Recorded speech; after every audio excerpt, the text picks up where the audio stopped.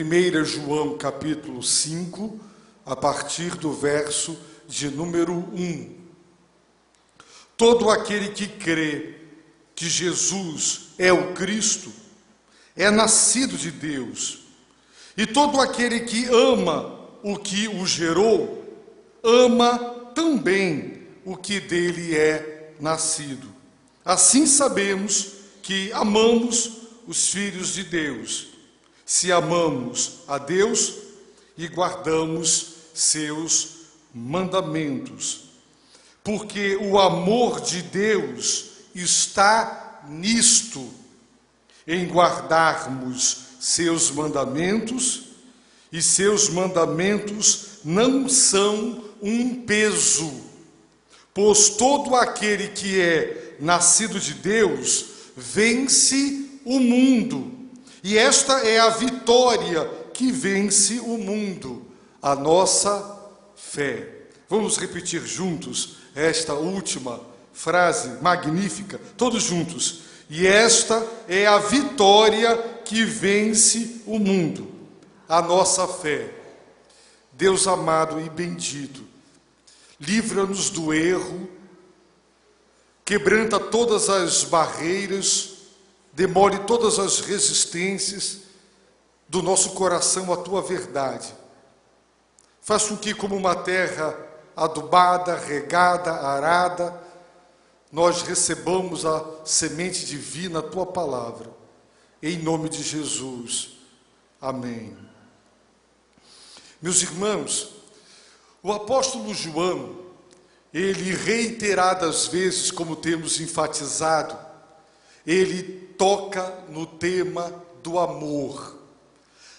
Ele fala sobre a imperiosa necessidade de nos amarmos uns aos outros. E com certeza essa repetição é para fins de ênfase. Não é falta de repertório e nem de conteúdo. Na verdade, Deus sabe.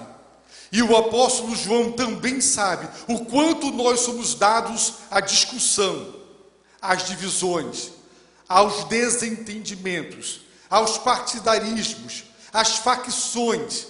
Não é à toa o número de casais que se divorciam.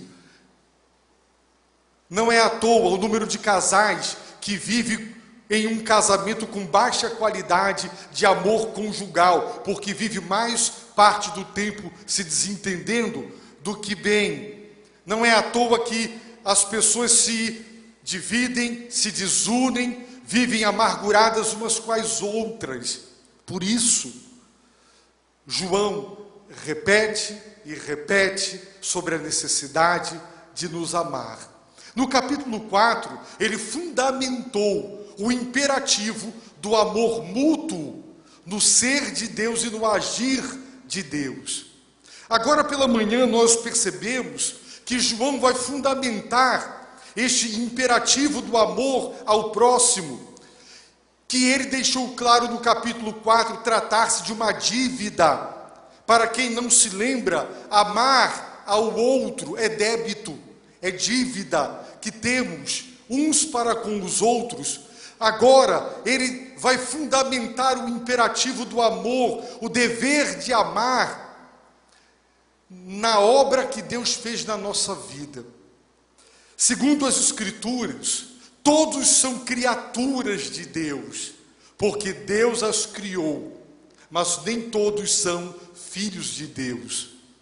As pessoas dizem: eu também sou filho de Deus, então não se esqueça de mim. Já ouviram esse ditado? Mas segundo a Bíblia Sagrada, só Jesus Cristo é o Filho de Deus. Todos os outros seres humanos são criaturas de Deus. No entanto, assim como nossos pais nos geraram e nós nascemos, e se eles nos geraram são nossos pais, e se fomos gerados por eles somos seus filhos, disse João que Deus nos gerou. Por isso nós somos nascidos de Deus. Logo Deus é nosso Pai e nós somos seus filhos.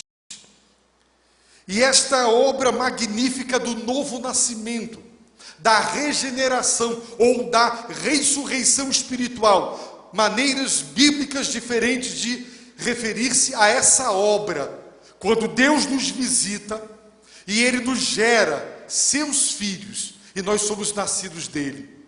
Jesus, conversando com Nicodemos, e não com uma prostituta, não com um homem corrupto, mas com a elite, o homem mais bem educado, um homem de moral e de bons costumes amplamente conhecido, um homem cuja reputação era ilibada e elevada. Ele disse a esse homem: você precisa nascer de novo.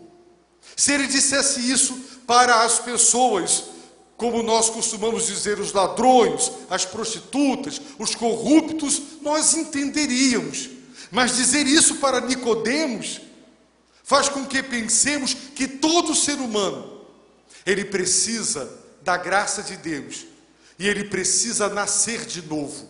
E assim como nenhum de nós é responsável pelo seu próprio nascimento, assim como nenhum de nós deu qualquer tipo de contribuição para que os nossos pais nos gerassem, assim Deus nos visitou pelo seu Evangelho e pelo seu Espírito, e nos fez nascer de novo. Somos novas criaturas em Cristo, filhos de Deus. E João diz: todo aquele que crê que Jesus é o Cristo é nascido de Deus. Ou seja, quando eu creio que Jesus de Nazaré é o Cristo, o Salvador do mundo, eterno, pré-existente, encarnado, porque enviado pelo Pai, e que ele foi à cruz do Calvário fazer um sacrifício para propiciar, afastar de Deus, de nós, a ira de Deus. Então, quem confessa que ele é o Cristo, disse João, é nascido dele. Portanto, a fé em Jesus é uma evidência do novo nascimento. Por isso a Bíblia diz: arrependa-se, creia. Deus nos dá ordens para que creiamos, mas Deus não nos dá nenhuma ordem para que nós nos regeneremos. Deus não diz: regenerem-se, nasçam de novo, não. Por quê? Porque a conversão, ou seja, o arrependimento e a fé, é precedido da obra da regeneração. É quando Deus faz o transplante, tirando o coração de pedra, duro, frio, insensível, avesso a Deus, inimigo de Deus, e nos dá um coração de carne, como ele prometeu no Antigo Testamento, um coração sensível, que bate por ele, que o ama, que o respeita. Então, a Bíblia deixa claro que não é a fé que produz o novo nascimento, mas a fé em Jesus como o Cristo é produto do novo nascimento. Portanto, uma das provas de que uma pessoa é nascida de Deus, é uma nova criatura, é o fato de que ela crê que Jesus de Nazaré é o Cristo, o próprio Filho de Deus. Por isso que para mim Jesus não é um mestre da moral e da ética, não foi um grande sociólogo das multidões, ele não foi um exorcista, um curandeiro, ele não foi um grande fundador de uma grande religião. Ele é o Cristo, o Filho de Deus. Eu creio nisso. E quem crê que Jesus é tudo quanto o Novo Testamento afirma que ele é, esta fé é uma evidência de que um novo nascimento se deu. Portanto, a regeneração produz a conversão. A fé é resultado do novo nascimento. E João nos diz que quem é nascido de Deus ama aquele que o gerou. Claro, todo filho ama o pai. E João diz: quem ama o pai que o gerou, ama também os demais filhos que o mesmo pai gerou. Por isso João está dizendo: quem ama o pai, ama os filhos que ele gerou, que são seus irmãos. Porque para João é impossível amar a Deus e não amar a igreja. Eu disse para os irmãos hoje pela manhã que João fala o tempo todo da igreja, sem citar o nome ou usar o termo igreja, porque ele nos apresenta a Deus como Pai, Jesus como o Filho de Deus e nós como filhos de Deus, porque ele nos fez nascer de novo, porque ele nos gerou. a família de Deus. E quem ama o Pai que nos gerou, ama todos os que são nascidos dele, os filhos de Deus, portanto, os nossos irmãos. Então, João, no verso 3, verso que vamos agora considerar, ele diz: porque o amor de Deus está nisto. Ora, se alguém lhe perguntar o que significa amar a Deus, o que você responderia? O que significa amar a Deus? João responde: em guardarmos seus mandamentos, e seus mandamentos não são um peso. Portanto, para Deus, amá-lo significa obedecê-lo. Uma pessoa que no louvor chora, uma pessoa que vira uma poça de lágrimas, você chega no final do culto, ela não está mais ali, está tudo molhado, era ela, lágrimas, de tanto que ela chorou. Ela disse para Deus que o ama, ela se arrepiou da cabeça aos pés, na hora da adoração. Mas de segunda a sábado, é uma pessoa que despreza os mandamentos de Deus, não obedece aos mandamentos de Deus. Para Deus, essa pessoa não o ama. Assim como nenhum de nós aceitaria um cônjuge declarando-nos amor, mas não dando nenhuma prova, nenhuma evidência disso, no dia a dia, de maneira concreta. Assim para Deus, quem o ama, o obedece. Vamos ver, abra em João 15, por favor. Abra no Evangelho de João, aliás, João capítulo 14, verso de número 15. João capítulo 14, verso 15. Jesus disse: se me amardes, obedecereis aos meus mandamentos. Quando Jesus sabe o tipo de obediência que honra a Deus, não é a obediência do medo, do terror.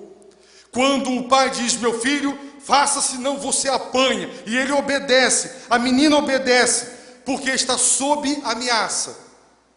A verdadeira obediência que Deus quer não é a do interesse. Eu vou obedecer meu pai e minha mãe porque eu vou pedir um presente, eu vou pedir para ir a uma festa, eu vou pedir um dinheiro, e se eu não obedecer, então eles irão me negar. Então é uma obediência. A pessoa faz o que os pais pediram, mas a motivação é interesse. Jesus disse: se me amardes, vocês me obedecerão. O Senhor está certo. Nós não obedecemos os mandamentos de Deus porque a Igreja Batista de Constantinopla, porque esta instituição quer empurrar goela abaixo de cada um de nós os mandamentos de Deus. A única obediência que honra a Deus, a obediência que Deus valoriza, é a obediência motivada por amor. E Ele está dizendo: se vocês me amam, vocês irão me obedecer. Veja o versículo 21. Aquele que tem os meus mandamentos, e é óbvio que quem lê a Bíblia tem, e a eles obedece, esse que tem e obedece é o que me ama, e aquele que me ama será amado por meu Pai, e eu o amarei e me manifestarei a ele. Portanto, mais uma vez Jesus está dizendo: quem me ama me obedece. E quem me ama é amado pelo Pai. A Bíblia diz que Deus ama a todos, mas de modo todo especial, o Pai e o Filho amam aqueles que obedecem aos seus mandamentos, obedecem por amor. Vejam o versículo 31, observem atentamente esse verso. Jesus está dizendo: mas faço aquilo que o Pai me ordenou. Para quê? Com que propósito? Para que o mundo saiba que eu amo o Pai.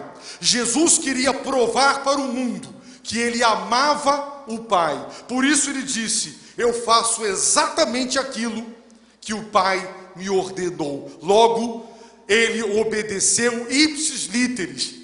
A vida de obediência de Jesus foi uma prova incontestável e inequívoca de que ele amava o Pai. E se nós quisermos provar para quem quer que seja que nós amamos a Deus, então nós só temos uma única alternativa: obedecer aos seus mandamentos. Por isso, João está dizendo lá na sua primeira carta, porque o amor de Deus está nisto. Nisto consiste o amor de Deus. Se alguém questionar o que significa amar a Deus, a resposta é: em guardarmos os seus mandamentos. Portanto, eu lhe pergunto: você conhece os mandamentos de Deus? Os 10 mandamentos, principalmente? Você tem vivido em obediência a eles? Não de forma perfeita, ninguém consegue, mas tem vivido em obediência, então você ama a Deus.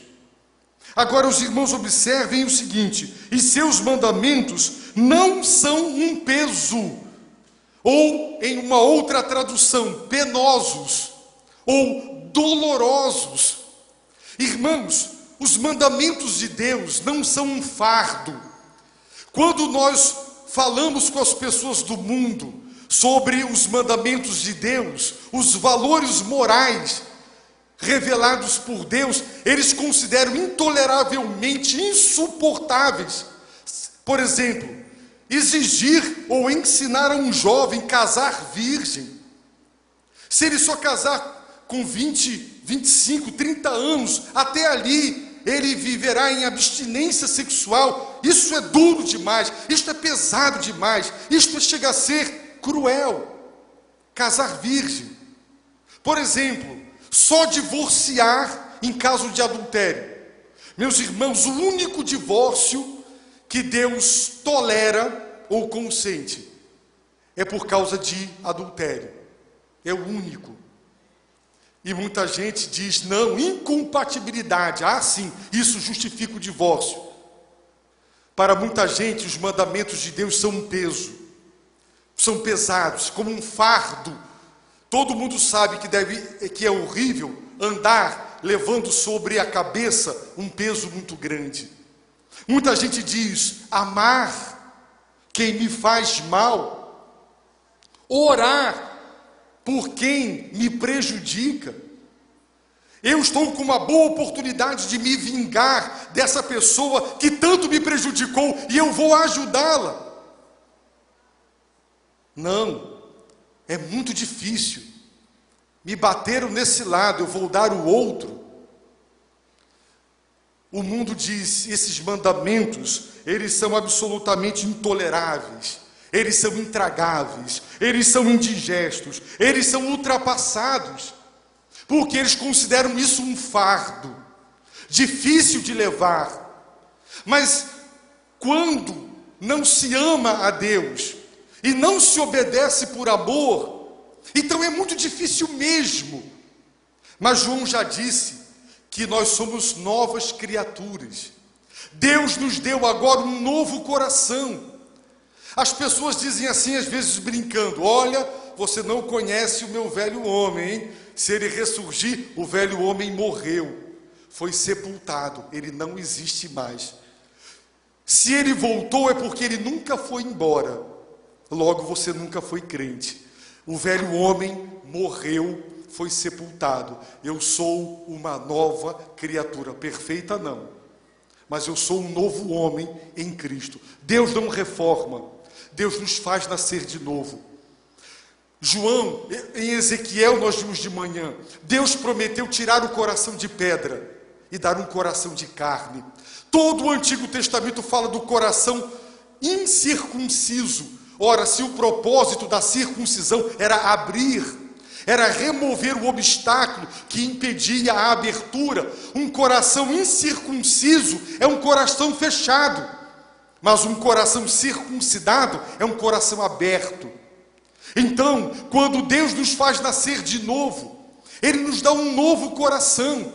É por isso, meus irmãos, que se nós lermos a Bíblia, principalmente o Salmo 119, nós encontraremos o salmista dizendo várias vezes: como eu amo a tua lei. Irmãos, quem ama a Deus, ama a lei de Deus. e não considera que a lei divina, os mandamentos de Deus são pesados, um fardo, não. Jesus disse: tomai sobre vós o meu jugo. Ninguém vive sem jugo. O jugo dos fariseus e dos escribas era pesado. Jesus disse que eles atavam fardos pesadíssimos e colocavam sobre a cabeça das pessoas, mas eles mesmos nem com um dedo queriam movê-los. Eles criaram uma religião cheia de regrinhas, cheia de normas, cheia de coisas que não eram da lei de Deus, e transformaram a vida espiritual num martírio, onde as pessoas não tinham mais o prazer do relacionamento com Deus. Elas eram servas das regras, e elas não eram servas do Deus legislador, que para o nosso bem legislou a sua lei. Por isso que pecado é desobedecer a lei de Deus, por desrespeitar o legislador da lei. Quando alguém desrespeita as normas da sua casa, ela está lhe desrespeitando, porque foi você quem criou. Você pode dizer: na minha casa ninguém entra depois das 10, e você recebe um sobrinho de longe, ou você hospeda uma jovem, e essa pessoa chega à meia-noite direto. Ela não respeita as normas da sua casa, porque ela não lhes respeita. Então a Bíblia está dizendo que o amor de Deus consiste em obedecê-lo. Então não adianta pensar no amor como uma emoção, não adianta pensar no amor do ponto de vista romântico, poético, e escrever letras lindas dizendo: eu amo a Deus, quando durante o dia a dia eu não lhe presto obediência.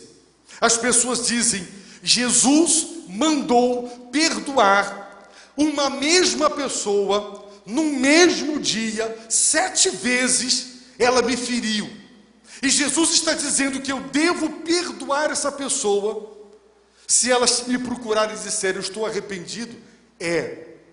Jesus mandou. Ah, não, isso não dá, isso é impossível. Irmãos, os seus mandamentos não são um peso, porque quem ama a Deus ama a lei de Deus. Crê na bondade intrínseca, crê na justiça inata. Uma coisa maravilhosa é saber que os mandamentos de Deus revelam a vontade de Deus, e a vontade de Deus revela o ser de Deus. Portanto, quando você olha para a lei moral de Deus, você está olhando para o próprio coração de Deus. Os mandamentos de Deus o revelam, expressam quem Ele é. Por isso, meus irmãos, nós sabemos que tudo quanto Deus pede de nós é bom. Nenhum de nós deveríamos achar que é cruel, porque tudo quanto Deus diz que é bom de verdade. E tudo quanto Deus diz para não fazer é porque não é bom. Se fosse bom, Deus não proibia. Mas Satanás diz assim. Quem já viu, por exemplo, o filme Advogado do Diabo, ele vai retrucar e argumentar: Deus nos dá desejos, depois ele proíbe de expressá-los. Que Deus sarcástico, irônico, não é? Sadomasoquista. Ele gosta de fazer os outros sofrer, ele tem prazer nisso. Ele nos dá uma gama de desejos e depois ele sai nos castrando, nos impondo limites. O raciocínio do mundo é esse. Mas esse não é o raciocínio de quem é um filho de Deus. Ele ama a lei de Deus. Ele não considera que os mandamentos de Deus são cruéis, exigentes demais, e que eles imporão à vida de uma pessoa restrições que irão empobrecer a qualidade da sua vida. Negativo. Se tem centenas e dezenas de crianças nascendo, que vão ser criados na maioria pelos seus avós, porque os pais adolescentes que foram brincar de sexo não é brinquedo. Irmãos, o número de crianças que estão sendo sexualmente molestadas está aumentando assustadoramente, e tudo quanto é tipo de promiscuidade sexual Sabe por quê? Porque a pornografia nunca foi tão consumida quanto hoje. E as pessoas dizem, o nu artístico não tem problema. Eu li um artigo recentemente dizendo o que a pornografia faz com o cérebro. Ele produz prazer. O cérebro, diante do visual, ele vai liberando propriedades que trazem prazer. E à medida que o indivíduo continua tendo contato com a pornografia, mais prazer ele tem. Acontece que cria uma dependência e as pessoas não sabem disso. Se fala de neurolinguística, mas infecte os seus olhos com imagens que irão marcar o seu cérebro, e cada vez você precisará de mais e de mais, até que ninguém se satisfará mais com o ver, terão que experimentar. É por isso, meus irmãos, que o número de adultérios, de divórcios, de infidelidades, de parentes, as piores pessoas hoje que estão maltratando as crianças estão dentro das próprias casas. Não dá para entender do ponto de vista racional isso, mas isso revela o quê? Uma sociedade sem Deus. Os mandamentos de Deus não são penosos. Se os homens fizessem o que Deus manda, a sociedade seria muito mais saudável emocionalmente, politicamente, economicamente. Por quê? Porque os mandamentos de Deus não querem nos cercear, querem nos abençoar e colocar tudo ao seu devido tempo. Mas o mundo diz, crente, mandamentos. Irmãos, as pessoas acham isso hoje ridículo, mas o crente não acha, porque ele é filho de Deus. São mandamentos do Pai, e ele diz, os mandamentos de Deus para mim não são um peso, não são um peso, não é um fardo. Eu amo a lei de Deus, eu amo os mandamentos de Deus, e provo que eu amo a Deus, me submetendo a eles. Por isso, João prossegue dizendo, meus irmãos, pois todo aquele que é nascido de Deus vence o mundo. Veja, mais uma evidência da regeneração, vencer o mundo. O mundo que João está se referindo não é a terra, não é o universo. É o mundo que ele diz que jaz no maligno. É o mundo onde o anticristo já está nele. É o mundo que é feito de desejos dos olhos, desejos da carne e a cobiça da vida. Esse é o mundo que é vencido por aquele que é nascido de Deus. Sabe o que isso significa? Porque João, na sabedoria divina, ele já sabe o seguinte. Ele está dizendo que amar a Deus significa obedecer a Deus. Ele já disse que os mandamentos de Deus não são um peso, mas ele ainda poderá esbarrar com alguma refutação dizendo, mas eu não consigo obedecer. E João está dizendo, consegue sim, porque o mesmo Deus que nos deu os mandamentos, ele nos capacitou para obedecer. Sabe por quê? Porque nós somos novas criaturas. Todo aquele que é nascido de Deus, todo aquele que foi visitado pelo poder da ressurreição de Cristo e foi espiritualmente ressuscitado, nasceu de novo, é uma nova criatura, vence o mundo. E o mundo é vencido, sabe como? Quando o mundo diz, isso é certo, e nós dizemos, negativo, certo são os mandamentos de Deus, e eu os obedeço. Eu venço o mundo todas as vezes que eu o contrario, quando ele diz coisas a respeito de Cristo e dos mandamentos de Cristo que querem negar as Escrituras. Eu venço o mundo porque a nova criatura, ela já não tem mais desejo pelo mundo. Irmãos, isso é uma coisa interessantíssima. O encanto da velha vida acabou. O fascínio que o mundo antes, ele conseguia, o poder de atração que esse mundo tinha antes para nós, deixou de ter. É como se fosse tudo muito colorido e iluminado. e virou tudo preto e branco, ficou fosco, perdeu a graça. Aconteceu comigo, adolescente, quando Deus me visitou, quando Deus me salvou, eu perdi, eu não queria mais ir às festas e tantas outras coisas. Não era porque a igreja proibia, não tinha vontade, a mínima vontade. Por quê? Porque todo aquele que é nascido de Deus, ele vence o mundo.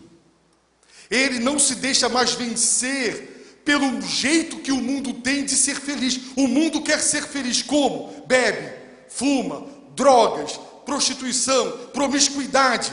É um aniversário, como nós vamos celebrá-lo? Muita bebida, muita música, muita dança.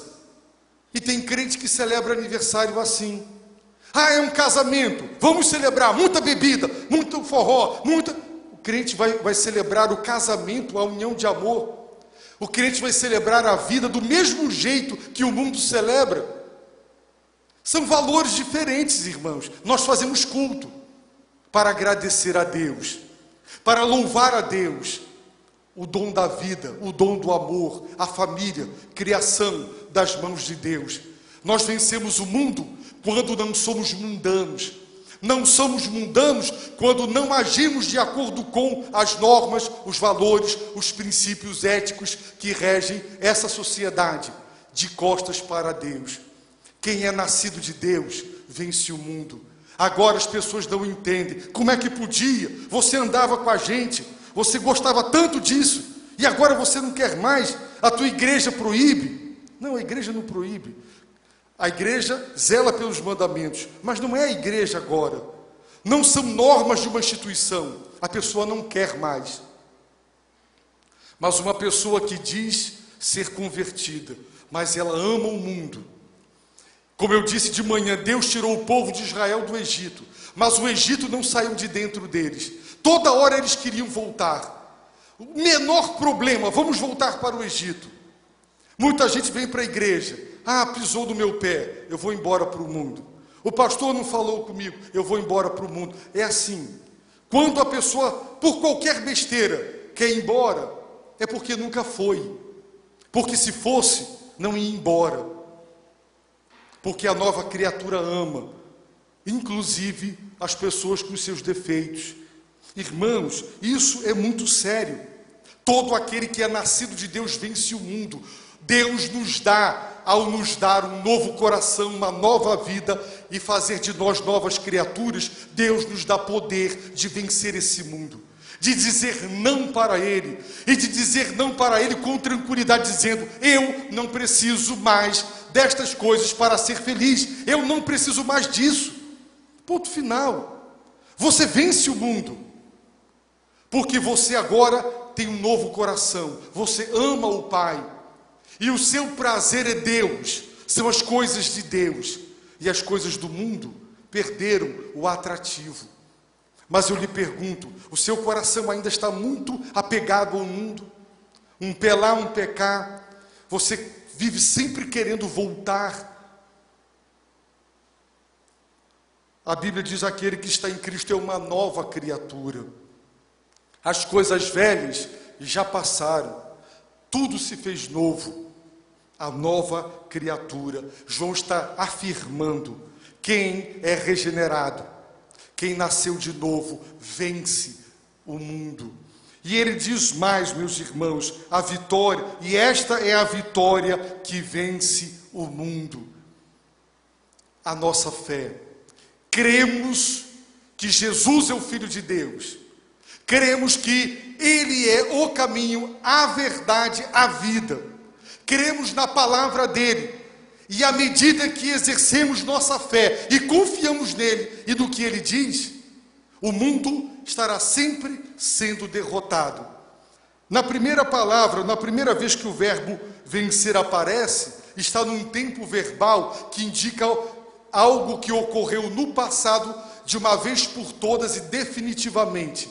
Quando você foi convertido, o mundo foi vencido.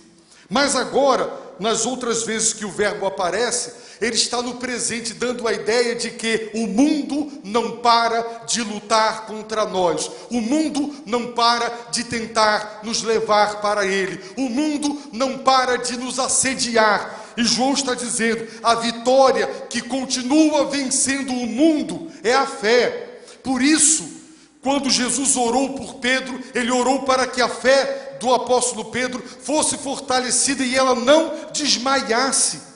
É por isso que a Bíblia fala sobre o fortalecimento da fé, do ponto de vista doutrinário, do ponto de vista da confiança, e o fato de que a fé sem obras é morta.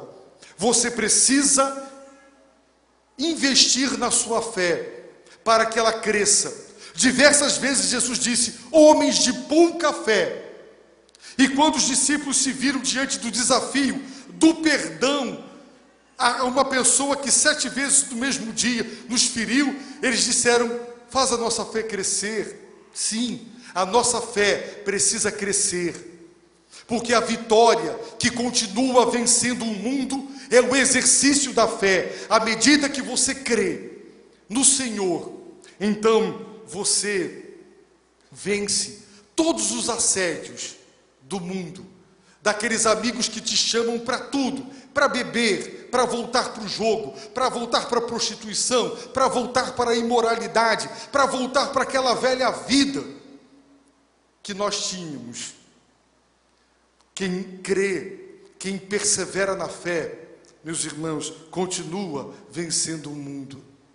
Uma vez, como jovem, eu estava muito triste num sábado, e Deus me disse no coração, baseado num salmo que eu fui ler, e neste salmo está escrito, não tenhas inveja, ou aqui nesta tradução, não te aborreças por causa dos homens maus, nem tenhas inveja dos que praticam a iniquidade. O jovem cristão pensa, puxa, eu não estou fazendo isso, eu não estou fazendo aquilo, eu estou para trás, eu ainda não conheço isso, não conheço aquilo. E a Bíblia diz, não tenhas inveja dos que praticam iniquidade, porque o que fazem é iniquidade aos olhos de Deus.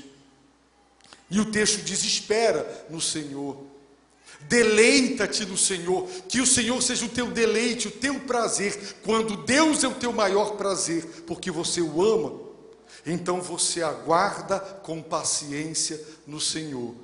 É maravilhoso, meus irmãos, crer. É o exercício da fé, portanto creia. Lembre-se, se você é nascido de Deus, você crê. E quem crê, vence o mundo. O mundo te vencerá o dia que a sua fé fraquejar. Quando você começar a duvidar do amor de Deus. Quando você começar a questionar os valores de Deus. Não, isso era no passado. Não, a Bíblia, ou você começar a pensar partes da Bíblia que você endossa e não a totalidade. A Bíblia nos apresenta uma visão de mundo total. Você não pode pegar uma parte e crer e desprezar a outra. Você não pode dizer que é cristão e é evolucionista. Ou você abraça a cosmovisão cristã, todo o conjunto de ideias e de valores que constituem a nossa fé e que responde a todos os questionamentos intelectuais, como qualquer outra visão de mundo, e você abraça, então você vive. Não se pode fragmentar. É um cristianismo esquizofrênico, onde as pessoas só querem obedecer aquilo que elas julgam coerentes. Os muçulmanos, nesse sentido, dão um banho nos cristãos, porque eles abraçam a fé integralmente e não parcialmente. Nós temos que abraçar a fé como um todo e viver essa fé. Portanto, ore. A fé é um escudo. Sem fé é impossível agradar a Deus. À medida que a sua fé for fortalecida e você a exercê-la em Deus e na palavra de Deus, esse mundo que te assedia será vencido. Você será um vencedor todo o tempo todo, porque a vitória que vence o mundo é a nossa fé. E nós cremos porque Ele nos regenerou.